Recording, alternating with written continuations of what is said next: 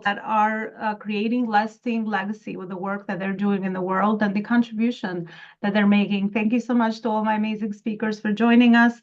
And thank you always for watching one of our life school events and connecting with people from all over the world. This is the beauty of uniting together. And before I start bringing on our amazing speakers onto our virtual stage today in the effort to help you level up to the next level, I would like to remind you that this event was brought to you by the Life School, who helps purpose-driven leaders to build a legacy company that does good in the world through the operations of branding, marketing, sales, systems, and team.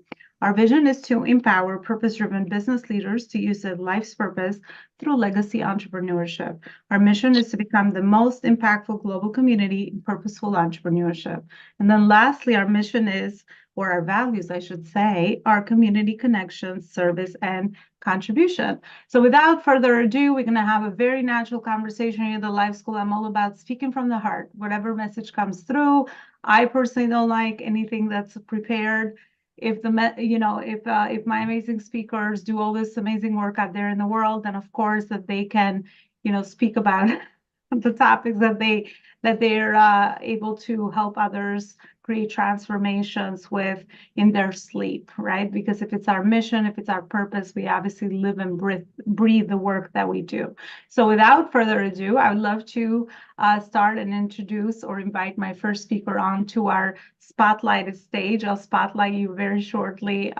Here, Andrea Maxim. Andrea, I just figured out you are connecting from Canada today. Thank you Yes. so much for coming on and welcome. And thank you for your time beforehand and kind of opening up this beautiful conference and panel today. Can you maybe start with sharing a few of the most meaningful moments that led you to the work that you're doing out there in the world?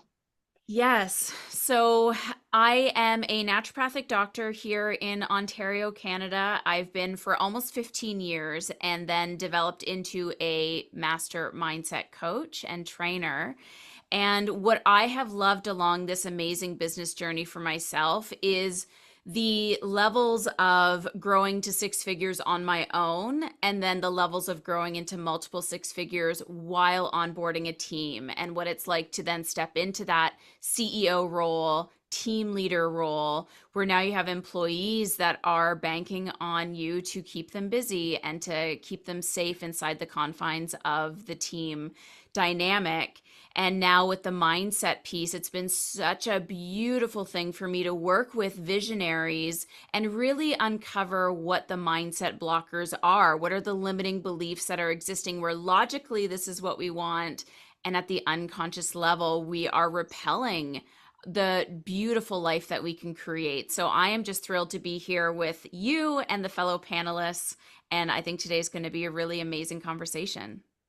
Well, thank you so much for sharing that. I love the work that you're doing in the world because mindset is everything, right? That's where everything begins. That could block us from the success that we are looking for as entrepreneurs, as everybody that really goes through the stages of, I guess, entrepreneurship, at the highest level, solopreneur, entrepreneur, and then CEO. So, Andrea, that would be my question for you. How has that role of, I guess, transitory role from solopreneur to entrepreneur, wherever you are with the size of your team or how you've been able to navigate that. How has that been for you? What kind of lessons have you learned along the way that maybe you could share with us? Yeah. So I was that, gung ho individual who thought I could do it all. That was working 6 days a week. And I happened to be the one in my family that makes the babies. So as soon as I gave birth to my two daughters now, the moment where everything shifted for me was I was leaving first thing in the morning. I would go to work. I'd have my laptop open, do my thing, see my patients, come home, sit at the dining table, open my laptop, and work until 9, 10 o'clock at night.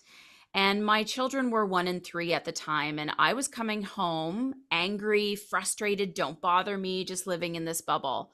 And so Aria, my eldest, was, she's like, "Hey, mom, just wanted to say hello." And of course, being in the zone, laptop open, I was like, "I don't have time for this.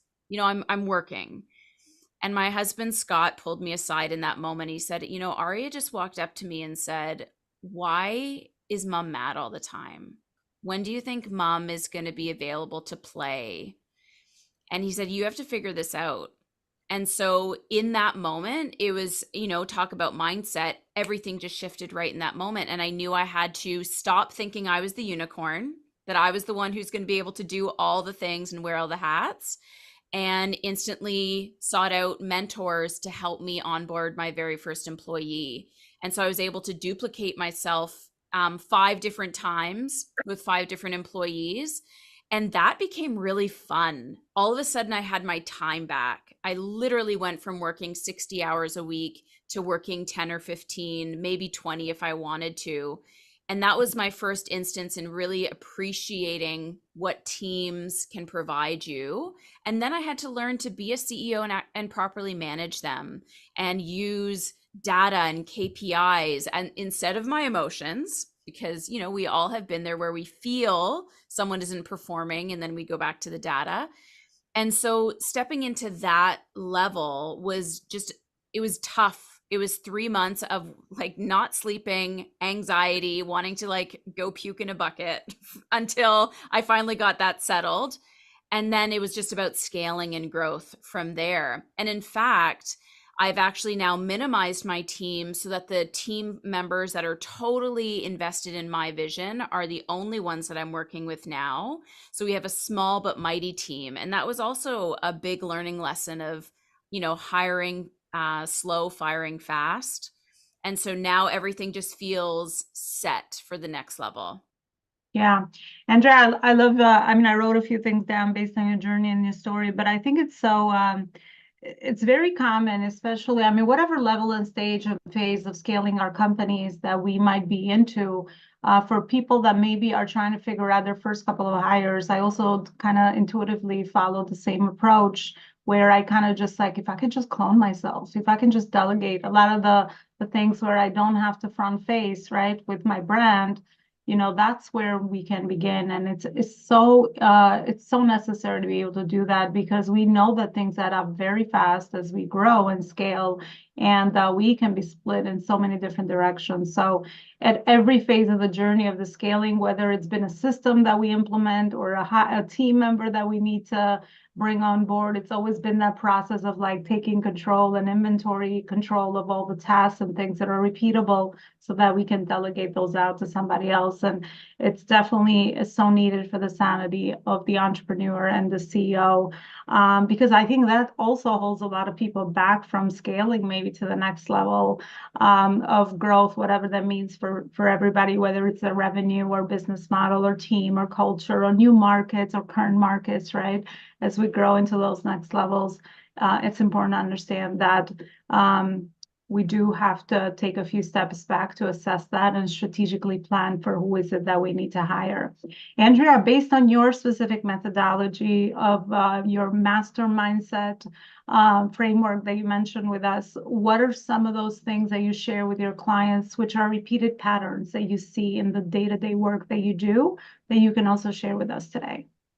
Yeah. So when I'm working with a one on one client in the context of mindset, and that's either around career or business or money or even all three, what we're really looking for is to step out of the logical, conscious awareness of what obviously we want. And I ask a question very direct but very quick of what's important to you about money or what's important to you about career. And when we do things fast and when I have my clients fully in their own body, it's amazing how quickly the values that are actual repellents from success start to show up. And depending on the order they're in, that's where we're driving ourselves. So, we're very consciously aware or have heard of core values. And a lot of companies will have core tenets or values that their companies run on. But we're now talking about at the unconscious level, what are the values that are running because there's some sort of imbalance or there's a pattern that has yet to be healed. So just to give an example around when I ask a CEO, what's important to you about money? And the first two words are safety and security. Well, in the context of wealth building, you're actually repelling money from coming into your world if that's what your driver is. And the patterns will often be I don't want to invest, I don't want to spend, I don't want to hire. That money is like mine. It's kind of like my precious. Or they'll notice a pattern of money coming in and it quickly goes out again. So here's where we can really start looking at what are the patterns that are happening in or out of your awareness, and then take a pause, and even in a 1 hour session say, okay, what's really going on behind the curtain? And this is what's driving everything: successes, failures. And we know where it's just like, okay, every March I find I'm in the same place, or every time I hire someone I end up having to fire them. Well, what's really going on here? Do you actually want to lean into the success, or is there something going on in the background that is literally blocking your ability to grow? And once we identify those things, it's like pulling a thread, and that thread is now gone from your neurology, and things just open up. Even the ability to see new resources opens up, because when we're in survival mode in any capacity of our life, this is, our blinders are up. We're not able to see what we could actually achieve, what other opportunities are dropping into our world. So that's a very high level snippet of how I like to engage with clients. Well, I love that you mentioned so many important pieces of your framework, and it sounds like your work is also transformatory, especially with the wealth building piece, as we generate enough cash flow and income in our companies. Understanding what's important to us, value-wise or value-driven, is also going to determine a lot of the investments that we make, so that we start to scale that income and remove ourselves from a lot of the operations of the day-to-day systems of our company, because that's what I've seen also firsthand with my work in helping companies scale to legacy status, or be able to remove the business owner, the CEO from the company. It's important to realign with those investments and really connect that to the bigger vision and mission of their personal lives, and also the company vision and mission as well. It's always this beautiful harmony that the more, the clearer the leader is, obviously, the more that they can make intentional investments for their companies and for their health and overall mindset and personal life as well. Because I'm also big on, holistic approach to life. I mean, we're not only entrepreneurs, we're also moms, we're also partners, we're also have friends and all of that. So all the areas of our lives are equally important. Andrea, I would love to thank you for sharing what you just did. Beautiful work and beautiful service that you are putting out there in the world and contributing. Stay tuned. I'll come back to you at the end for more information. Also, where is it that we can further continue this conversation? Because these spaces are great. I mean, I love to put together spaces where we all just speak from the heart. And thank you for doing that, by the way. And I could tell that this is your vocation, your purpose, because then we can really start to build those meaningful relationships and connect with other people. Because at the end of the day, I feel like leadership, especially in the way that we know it today, conscious leadership, is all about collaboration and uniting and putting together our resources in our life and personal professional experiences, so that we could figure out how to partner, how to support one another, and all the amazing things that happen when we nurture relationships. So thank you again for everything that you're doing, and thank you for sharing what you just did. Absolutely. Beautiful. I would love to go to my next speaker today, Keith Robinson, in this intimate room here in our conference. Keith, thank you so much for coming on, and looking forward to getting to know you a little bit better. Can you share a few of the most meaningful moments that led you to the work that you're doing out there today? Yeah, sure. We only connected the other day on LinkedIn, and now this has happened. So it's gas the way things work. So the journey for me happened, I suppose, nearly 16 years ago, because somebody said to me, you know that it's going to be possible to reverse heart disease shortly. And Mr. Skeptical decided I should look into that, because there's probably something wrong with that information, I thought. So what I did was I had my own cardiovascular system analyzed, and I was 46 at the time. My vascular age was showing up to be a 40-year-old, 6 years better than my birth cert. I wasn't too badly. I was happy with that, like. And 90 days later, after following a protocol, my vascular age actually dropped down to 22. And then a couple of months after that, I had it checked again, and I had actually come down to a teenager. So that was basically all the proof I needed that it was possible to clean the cardiovascular system and restore blood flow to all parts of the body.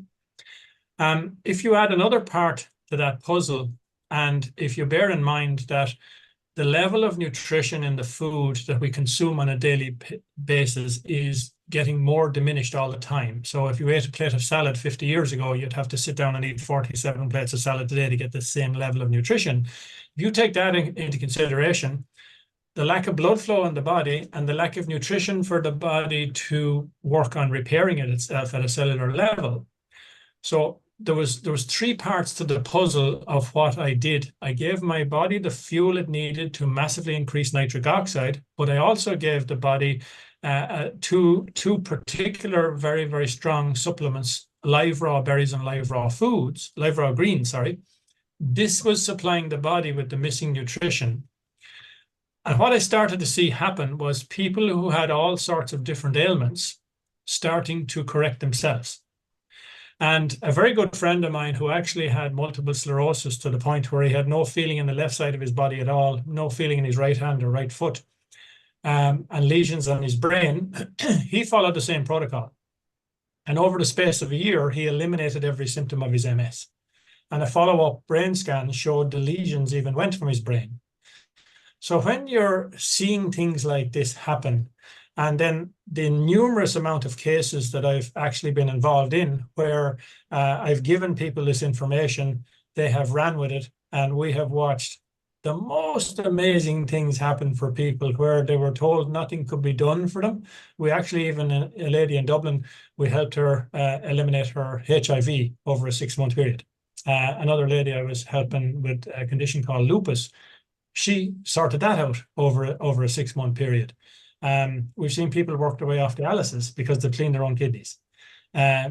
We've seen people, men who had issues with erectile dysfunction, sort that out. And the oldest gentleman we saw sorting that was 92. We've seen people who were told they need hip replacements, gone back 3 months later and told they no longer need a hip replacement, and they were now pain-free because the blood flow went back into the joints and it repaired itself. We've had people who, one lady had a stroke. 5 years she was in bed with no feeling on one side of her body. 5 weeks following this protocol, she was getting back to feeling in the dead side of her body. And the guy was told he needed a triple bypass. He went back 3 months later and told he no longer needed the bypass. And I mean, the cases go on forever and ever. And you know, it excites me every time when you know you have had a part to play in that by sharing the information and guiding it. Yeah. Wow. I mean, those sounds like amazing transformation stories and people that, you know, you've been able to impact with this. Have you created a service or a product? What is the container that, how do you actually help those, you know, those stories that you shared create this amazing transformation? So what I do is I share the information. I generally do a one-to-one Zoom with them so that they have the education on what the problem is. So I come across somebody who has maybe high blood pressure or high cholesterol, and this is what they want to correct. So I have them understand that the reason they have high blood pressure is there's blood flow not getting somewhere in the body, and the body keeps asking the heart to rise in pressure until it gets satisfied with blood supply. But then they have to realize that medications don't fix that actual problem. They only hide the symptom. So your body's asking for more blood pressure and the medication's telling your heart not to rise in pressure. So what you're doing is you're actually creating a time bomb waiting to go off. So I want people to understand what is happening before they start working on a problem. And just to give you an idea how fast things can happen, a surgeon actually contacted me one day and asked me to help his brother get off medication. So we worked together. I guided his brother on what to do, and then he took his own BP and sent the figures to his brother on WhatsApp every day. 6 weeks he was off all his medications because he had fixed the original problem. But so I share the information on Zoom. I support them through that, but I don't charge people for that. if they'll need to access extremely high quality raw food supplementation to fuel the body to do this. So they will access that through my replicated website, and I get paid on that. And I'm happy to do that. It's enough for people to put their investment into their health. I don't want to be screwing them all together. Right, and right. Especially if you believe in this mission and it truly helps people. Yeah, I mean, it seems like I asked that also because then we also can understand the different ways that we can help and support one another and support you with the mission as well. So, Keith, thank you so much for sharing beautiful work that you're doing out there in the world as well. thank you. All right, I'd love to say hi to Tiffany Rosenbaum. I hope I'm not butchering your last name, Tiffany. Welcome. Oh, you have an issue with the audio? We can't really hear you too clear. You can hear me? Okay, it seems better now. Yes. Okay. All right. Tiffany, would you like to share a few of the most meaningful moments that led you to the work that you're doing out there as well? Yes. So I have built multiple multi-million-dollar companies. And as I was doing it, I realized each level in a company, you have to break through a different mindset. And when I did this, I realized what I truly wanted to do is help other people build multi-million-dollar companies so that they can build generational wealth for generations to come. Because where I started on food storage. I couldn't provide for my son. I remember walking into the kitchen going, I have no clue how I'm going to feed my child. I didn't turn on AC or heat that year. My fridge was unplugged, and a lot of blood, sweat, and tears. But I realized my back's up against the wall and I'm going to start building companies because, and I didn't know where to start, but I knew that I had a relationship with someone that told me that they were talking about real estate one day, and I started building that company. And it took me about a year to get off food storage, but then I started building another company. I realized I loved doing this so much, but each solo entrepreneur, they create a job for themselves. That's 9 times out of 10, that's what happens. They get into the day-to-day. They go, oh, I can do this, and I can do it the best. The problem is then they create a job. They don't create a company. So then I started to go into companies and go, okay, look, let me show you how to build a team. And 9 times out of 10, the response you get is, I don't have the funds to build a team. So I researched ways to make it, and I did it in my own companies. I hire around the world.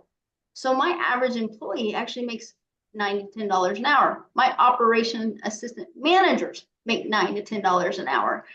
They come from big companies of PlayStation, these huge companies, and they did exactly what I wanted them to do. And they came into my companies. And I realized I could help other people do this. So, but the number one thing that has to happen is a mindset shift, because 9 times out of 10, the owner of the company struggles to let go of those reins. They want to hold on to it. And the problem with that is we're holding a noose around our own necks, and we kill the company before it ever starts because we create a job instead of actually breathing life into our companies.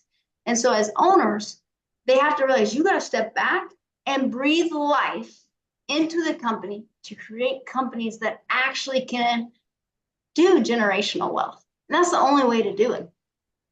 Oh gosh, Tiffany, you're speaking my language, and I think, yeah, we unite in the mission of helping people create general wealth and leave a legacy behind, and be able to build self-led companies. But I think you're touching on a very important point with team, because everyone that I talk to, even the companies I also serve, is the HR, which is where they lack the most resources, entrepreneurs and CEOs, right? It's like, well, I can't find the right people.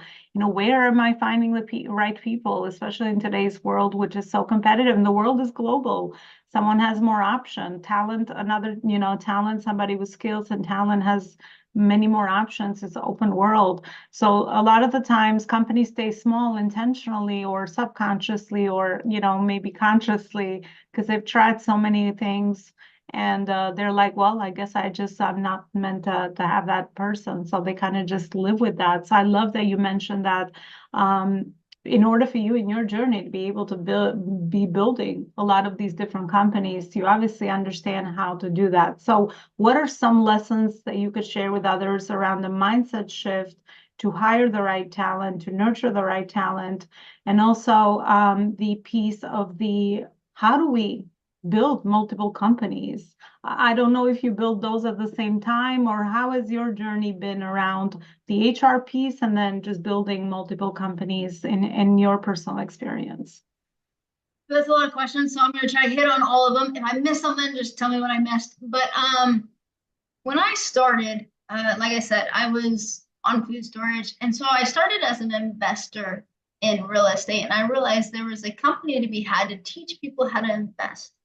And at first, guess what? I created a dang job for myself. That's exactly what happened. I lived exactly what I'm preaching now not to do. And as I researched, because I realized real quick, this isn't what I wanted. So I researched Amazon. I researched Google. I researched all the big companies, because guess what? They started small one day too. They started where we were at. They started in their garage. Apple started in his garage. That's exactly where he started. But he had the mindset to grab the best talent and overpay them to make sure that they stayed and they felt valued. Hmm. And so not all of us have the capital that they have. So that's why I go overseas a lot of times, and you can get the best quality applicants overseas as well. And so as I research these companies, I realized a big part, and any entrepreneur that gets big enough, they realize the only way they get bigger is their team. There is not one entrepreneur that will stand out there and say, I did it by myself. No, it's the team behind them. And entrepreneurs a lot of times have to step back and realize it is the team. Usually when entrepreneurs come into the game, they say they're the best and they want to do it themselves. There has to be a mindset shift in the entrepreneur to realize that the team is the only way to grow past the $100 million mark, the $200 million mark, or even if they're fighting with $1 million or $5 million. You're not getting into that ballpark until you start building a true dedicated team that has your same vision. And to only do that is where the owner or the entrepreneur realizes that their team is 100% the most important thing to them, because they won't get where they want to be without them. And you talked about HR. HR is a huge thing. And you can hire fractional HRs if you do. ADP is a company that offers half HR. I have a controller that also represents my HR teams. But it starts very small. I remember when I couldn't hire HR, and I was like, I had mentors. I was like, hey, what do you do in this situation? I call lawyers, and I didn't have them on speed dial, but I figure out how to do that. Because when you are small, no, you can't hire the team of 100 people to make sure you have all the information. But there are mentors out there, and there are information out there to get you where you need to be. If you can't have a lawyer on your team yet, call a lawyer. Make sure that you're doing things 100% by the book. I remember my worst hire. It was in my accounting department. And it was the worst hire I have ever made. And to this day, I cringe and I double over when I think about that person. Because that person literally did want to take my company under. I found out later. And I realized I didn't have my KPIs down packed. I didn't have my auditing team that I have now. But I realized something was going on. And I had someone on my team, though, that did have my back and came to me and gave me all the data. And I was able to fire the individual. But I realized real quick after that experience, okay, this isn't how companies run. I need to research the big companies. I need to have an auditing team, a controller. I need things in place to make sure that I don't continue to screw up and I turn around and start building these companies to the millions that I want them to become, instead of the small little bitty company. Like, some people do want to stay small, but 9 times into 10, when I talk to that person and I really dive in deep, there's a fear behind them that keeps them small. There's a mindset shift behind them that keeps them small, that they don't want to break through because they're scared they're going to screw up. Or what happens if I screw up big enough, I lose it? And that's the mindset shift that has to stop and has to change to be able to get to that next level. And there are ways to not make so many mistakes. There are multiple ways to do it. And mentors, coaches, things like that is what helps you get to the next level with less mistakes. Doesn't mean there's not going to be failure. There's going to be failures. There's going to be bad hires. There's going to be issues, but it's learning from them and growing from them. Yeah, Tiffany, powerful work and obviously a lot of experience under your belt as well. So appreciate you sharing your knowledge and expertise with us. And that's why I also created a life school, because to me, we learn so much from each other's experiences. We all have a life journey, right? Personal and professional experience. So if we could share the lessons, the wins, the challenges with each other, you know, you never know who could be needing to hear that here, or whoever's going to listen to this afterwards as well. So powerful stuff. Tiffany, based on your experience with hiring, since we're in this topic, and I have one more question for you, which I think will add a lot of value to everyone here and also the audience. Is there like a certain sequence of hires that you now have seen patterns with the companies that you've built? Like, what is that sequence of who do I hire, when, and what phase and stage of growth in your company? If you can maybe articulate it, if there's something that you could share. Obviously, you know, everyone is different and, you know, the needs of the companies are different and all of that. But what have you seen as patterns? Because I'm sure you've done this over and over. And, you know, we all know that a lot of stuff repeats. So, In business is business, but each company is going to be completely different. In essence, how I started my maintenance company, I looked at the P&L to figure out what bottom line of what I'm spending most money on. And I'm like, who am I contracting most? And how is this, you know, how can I make money on it? So it was a plumber. So I hired a plumber. And so then I started a maintenance company for that. But for my real estate companies and my other companies, the problem is you're a marketing company. In every company, you're a marketing company, and then you do something with that marketing company. If you're not marketing and bringing in referrals or money, then your company is dying essentially. So you've got to be networking and marketing all the time. So I would say a BDM, a business development manager, is very high up there, because once you get that off your plate, you grow when you're gone. If you're not growing while you're gone, then guess what? You have put a noose around your neck and you're not going to grow. And when you're not growing, you're essentially dying in companies, because you're going to churn clients. It just happens. And so you're a marketing company. So in my real estate firm, it's always been very big. I didn't do it right at first, but really quickly I realized I kind of need that if we're going to continue to grow and grow when I'm gone. So a BDM was very quickly a marketing director, make sure I always have that, but also you have to make sure your operations. So marketing and operations comes hand in hand, because if marketing is happening, but you don't have an operations team to handle it, then you got problems there. So I would say BDM and someone on the operations side to make sure they can handle the leads that are coming in. And if you're bringing in leads, you have the money. But what people have to realize, their bottom line is going to change every time you hire someone. Meaning, guess what? Your net income is going to go down a little bit, but then you have the people to be able to build it back up. And that's a process. With every big company, when they hire, guess what? Their bottom line shrinks just a little bit, but then you build it back up to a certain point and then you hire. And hiring has to happen before you get that noose around your neck. You have to hire before you actually need it. So at all my companies, we are always hiring. I have ads out on a daily basis. I no longer take them down. It's important. yeah, Tiffany, powerful, amazing. I love it. Look at the bottom line, and that cycle repeats. I don't think I've ever heard it, and you know, anywhere said like that, because a lot of us that have not been to the other side, we don't always know. But I know something for sure with everything in life, there's cycles and processes that always repeat, right? There's other people that build businesses, no matter how unique that you think yours is, it's a repeatable process. I love it. And then network and market and a BDM, that's a great focus for sure, because that's another big pain point for entrepreneurs and CEOs and business owners, that if you don't move, nothing moves, right? So that's the cloning piece that we talked about with Andrea. Get a business development manager, and then always have the harmony between your marketing and your operations, and that streamline that you mentioned as well. Tiffany, my last question for you, because again, you have so much experience, and I think this would also add a lot of value. If we're looking to build wealth, generational wealth, and we're looking to invest maybe in our first company, that we want to also go into the role of an investor, what kind of value should we be looking for? Where should we begin with figuring out whether that's a great opportunity for us or not, or whether we can create a win-win for both parties? If you're going to invest in a company, I'd be saying be very careful. If you're going to become an investor and you want to create generational wealth, I'd start with real estate. And I have a company that helps people to do that. But the reason why I say with real estate is you can work it if you need to work it, if you don't have the funds to hire a management company. But also, it continues to give you, it's like a golden goose. It keeps on giving you the egg.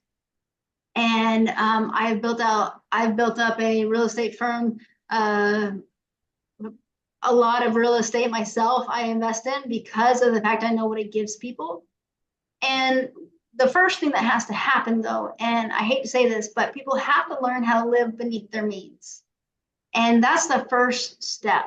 The problem is we see social media, we see what everybody gives each other or what everybody has, and they go on one vacation and they post it for a year and it sounds like they're on vacation 24/7. I'm not against that. I think that's great, but people have to filter it and go, what can I handle? And what is my financial responsibility? And if people, I am 100% very important. I talk to everybody, you should be saving to be able to invest 20%. If you can do more than that, do more than that. If you can't, start with 20%. And you got to start working on being able to invest because we all have jobs. I run companies. It's a job still because I got to look at numbers and things like that. But on the side, you should have a wheel of investments that just feeds you. And I teach this to all my clients. I don't care if you're a business owner or whatever. You better be setting aside money on a monthly, weekly basis so that every month you're also investing a certain amount. Because real estate keeps giving. And I truly believe that there's other ways to make money, invest in companies, things like that. But I always say start with real estate because it's easy, it's simple. It is a mindset shift because the biggest thing I find is people are scared to death to jump because they don't know what's on the other side. And so that's why we do hold people's hands in one of my company all the way through to make sure that they just receive a check every month. Yeah. Well, Tiffany, thank you also for the amazing wisdom that you share with us and the amazing work that you're doing out there in the world. I would love to have you back and all of you have you all back because I really think that we just start these conversations, right? And there's so much wisdom and knowledge that we all have. And through sharing it, it's just like anything. Unless we share our knowledge and expertise, then people don't know how we can actually support them or how we can even partner together. So I want to thank all my amazing speakers today as we end the event. For all their knowledge and expertise. And I'd love to go back to each one of them and ask them actually a final question. So Andrea, I'll go back to you. If you have a book, if you've authored a book, can you tell us what is the book about and the title of that? And if not, you can recommend a book that has really had has had a great impact on you. And also, where is it that we can continue to further this conversation beyond just this space today? So I have authored a book. Now my book is written for the health space. It's called Maximized Health, and you can actually get a free downloadable copy on my website. To find me, it would be at the Andrea Maxim on Instagram. That is where I play. You can just DM me, say you're coming from this talk. And with regards to a book that really impacted me, for myself, it was the 15 Steps to Conscious Leadership. I think that's what the book title is. And Atomic Habits were the ones that I really, really loved. And that helped me kind of get my priorities straight and really investigate, okay, from even a habit perspective, why is this challenging for me? And that kind of brought me into the whole mindset piece as well. Okay, beautiful. And you also shared where is it that we can further connect with you, right? Yes, on Instagram at the Andrea Maxim is where I play the most. Beautiful. I will tag everyone also so that you'll make sure you add your links. And I also encourage next steps and conversations after this event as well. All right, I'd love to go to you next, Keith. Is that the same book question? Same book question. If you've authored one, share it. Or I don't- if you I don't read haven't, books. you don't read any books. Okay, so where do you get your knowledge from? What can you share with us? Well, there is one book that actually might be worth people getting. It's called No More Heart Disease: How Nitric Oxide Can Prevent and Even Reverse Heart Attack and Stroke. It's by Dr. Louis Ignarro, who won the Nobel Prize for Medicine in 1998 to prove the whole element of what I'm talking about. So that's a book that actually gives people a really good understanding, and it gives case studies and everything in there. But as I said, I'm not a reader myself. Okay, thank you. Thank you for sharing that. And I know that we initially connected on LinkedIn, so you're also on LinkedIn with your first and last name. Do you have a website, any other place where you have great resources for people to check out?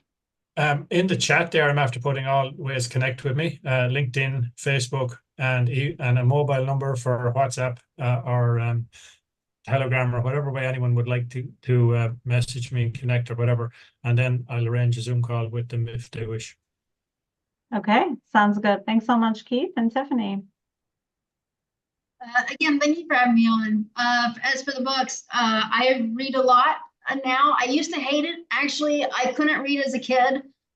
It was actually a very self-esteem issue for me when I was a little child because I couldn't read. I sucked at it, but I read about a book a week now, and I highly recommend it. But Andrea, you said Atomic Habits. I have to say that again. It's an amazing book. I think habits in life are huge.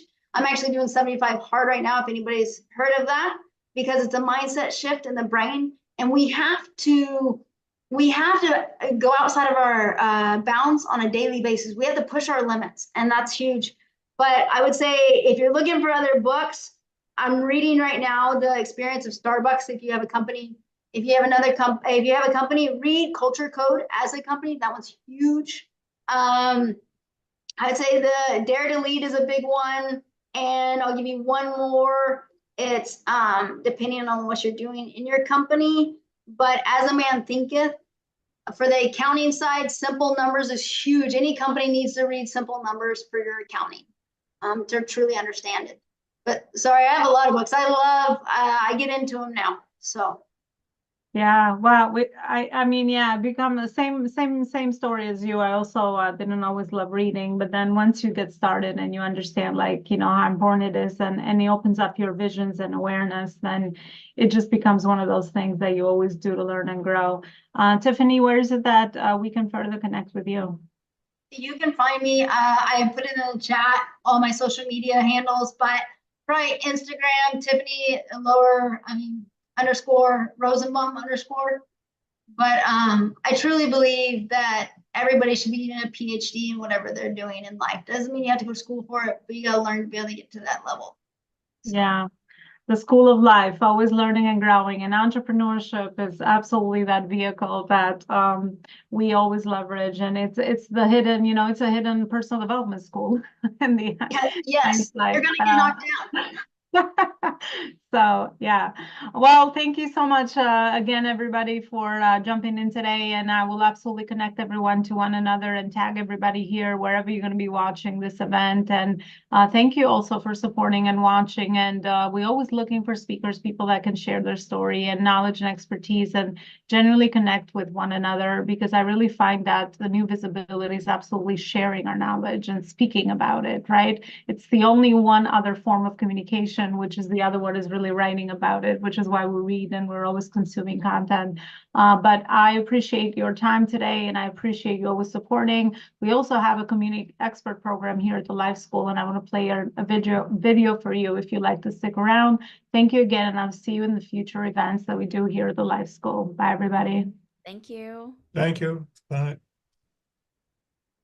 I invite you to be one of our community experts for our biggest global community of purpose-driven entrepreneurs and CEOs who are led by purpose, and of course also learn how to align their profits in their companies and in their businesses. Their legacy through entrepreneurship is really their way, their vocation, in how they actually get to do more good in the world.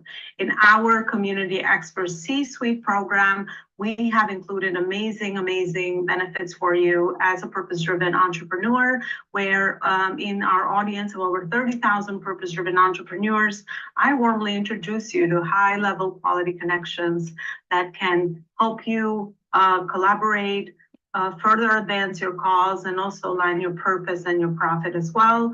Another benefit for joining our community as a community expert is the connection between the free and also the paid speaking opportunities that we add into our membership every week, so that you get to create magic with you speaking and sharing your message with other audiences as well. This way, leveraging a lot of those high-level relationships to grow your own business and to be able to speak alongside the amazing work that you are doing on the day-to-day.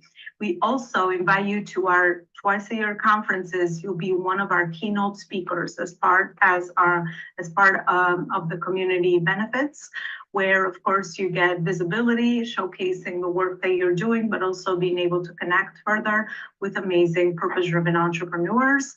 Another benefit of being a member in the community is that you get to be featured in our monthly magazine, and you get to be a contributor to our magazine as well. And then lastly, of course, you get to participate in our community speaking events that we host every week inside our community, so that you can further share your message, but also, most importantly, be able to constantly connect to amazing people that you can add to your network to further nurture those relationships and form amazing strategic partnerships in the long-term growing of your business as well. In order to find out more information and ways to join our Community Expert program, feel free to go to my website, elonaliparicoaching.com/events, and you'll be able to get more information around some of these benefits, but also new benefits that we're always adding to our Community Expert program, so that again, you can align yourself with the right community that's going to support you, but also most importantly, help you nurture and grow your purpose and your profit as well this year. Thank you so much for watching, and I'll see you with another episode.